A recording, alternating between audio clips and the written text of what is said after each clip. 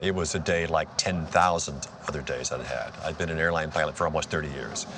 And as an airline pilot, we worked very hard to plan, to anticipate, to have alternatives for every course of action. We worked hard never to be surprised by anything. And then we were suddenly confronted with the challenge of a lifetime. And it happened 100 seconds after takeoff. So we had, just as it turned out, 208 seconds from the time we hit the flock of Canada geese. The engines were damaged and we lost thrust in both engines until we were in the Hudson River. And that was the best place to go. That was the least bad option. There was nowhere else in the entire New York metropolitan area that was long enough, wide enough, smooth enough to land an airliner. We couldn't make it to a runway. So I was very glad that we had that option. And that, of course, was a life-changing event for everyone on the airplane and their families. I remember vividly my first three thoughts. My first thought was, this can't be happening. You know, it's disbelief. After so many years of routine airline flying, to suddenly be confronted with this dire emergency was shocking. And that was followed immediately by, this doesn't happen to me. In other words, almost every flight I've had has been completely routine and unremarkable in every way. And then my third thought was more of a realization that unlike every other flight I'd had at that point for 42 years, for 20,000 hours in the air, this flight would probably not end on a runway with the aircraft undamaged. And I was okay with that, as long as I could still solve the problem.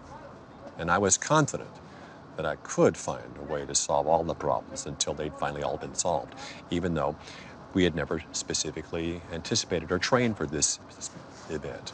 Even though in our flight simulators at the airline, it's not possible to practice a water landing. They aren't programmed to be able to do it. The only training we'd ever gotten for a water landing was a theoretical classroom discussion. Meeting them and spending time with them and their family members during their reunions absolutely made real what in abstract I knew.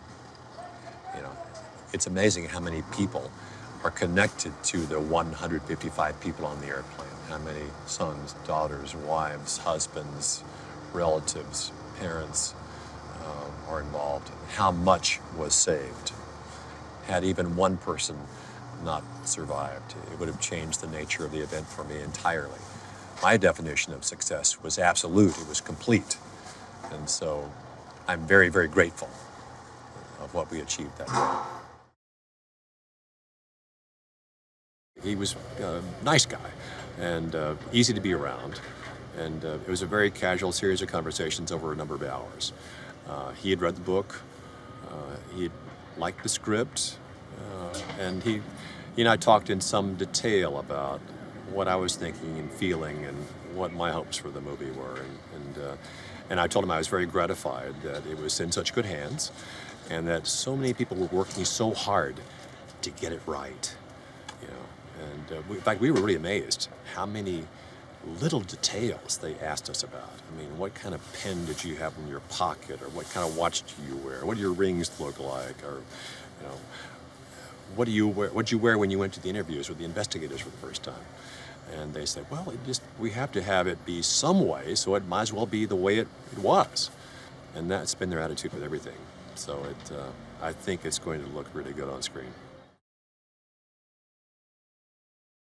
He came across as just what you see. I mean, somebody who was very at ease and a gifted filmmaker and storyteller and kind of a quiet guy and, you know, unassuming. And yeah, we seemed to have a good rapport, and he liked the stories I tell and how I told them. And he seemed to think that there was something there and really liked the script. And was really impressed with what Todd had done to bring to life this whole story, especially in the aftermath, the NTSB investigation, which is a big part of the story that people don't know. You know, I know that he told me that when he first was handed the script, his first thought was, well, who's the antagonist? And then it became clear who the antagonist was, or what it was.